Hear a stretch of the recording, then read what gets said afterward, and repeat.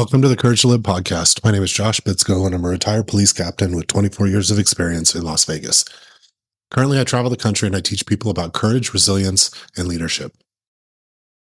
In today's short podcast, we're going to talk about what happens not when you just survive trauma, but when you thrive after it. So, I spend a lot of time talking about the negative impact that trauma has on you. And I give tools for people to process through, but seldom do I talk about what happens when you process through the trauma in a healthy way and you come out on the other side stronger. And we tend to focus on the negative when it comes to trauma, but I'll tell you, because most people don't thrive after trauma, that's often what people talk about. People generally survive trauma. They carry the weight, they stay numb, they do their best to get through the day, and there's strength in that too. But there's always a couple outliers, those people that choose to face what hurts, face the pain that they've been through, seek help, even when it's uncomfortable. And the results of that choice and putting in that work can be very powerful.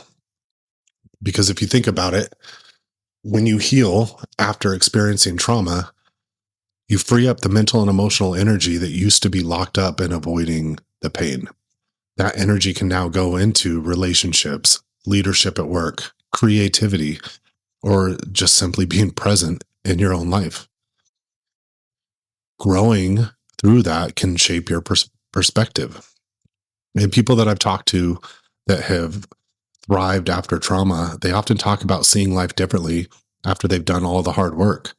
They have gratitude for what they have in life, and those small moments mean more. What once felt just like survival, it feels like actually living. And, that's kind of the basis of the courage to live, of what's on the other side of trauma. Talking about enjoying the small things, for a long time, I did not thrive through my trauma. I was in it. I was miserable, irritated all the time, just not an overly happy person. I'd put on a face for people around me, but I just kind of felt like, honestly, I felt like in Men in Black, the small robot or small alien running the big robot. That's what I felt like, how I was living my life. And I didn't take joy in the little things. But since then, in the last couple of years, I've really put in a lot of work in therapy and with the professional and with, my family to get through on the other side of what I've been through, personal and professional, whether it's active shooters or traumatic incidents at work or losing my dad, losing my brother.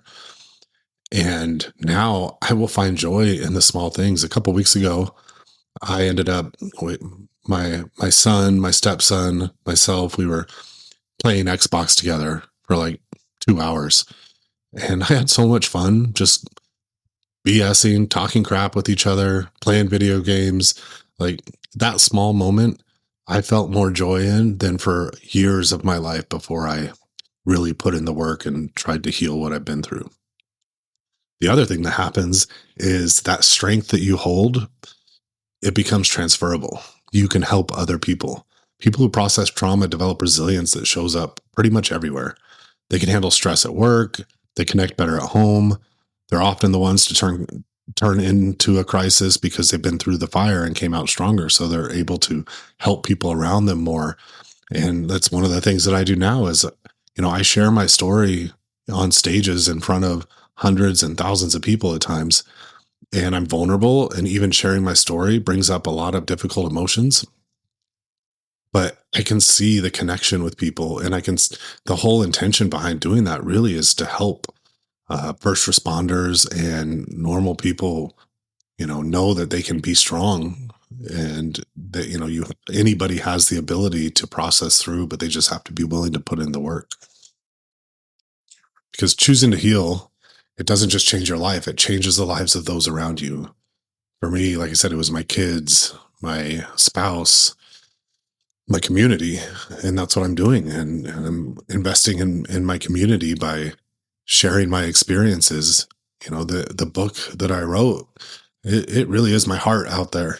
And it was not easy to write about. It was not easy to talk about. But at the end of the day, I know that some of the people that have already read it, that have reached out to me, told me the impact that it had on them. And I just hope that it can help so many more people as well. Thriving through trauma, it's not about being different. It's not about, wearing your trauma as a badge of courage. It's about making the difficult choice to face what hurts so you can live in freedom instead of being numb. And the result of that is not survival. It's a life marked with purpose and gratitude and joy and strength, and ultimately becoming somebody that other people can also lean on as well. Thank you for listening today.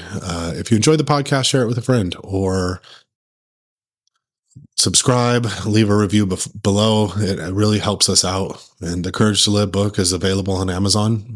If you just search The Courage to Live by Joshua Bitsko, and I'll throw a link to it in the podcast description.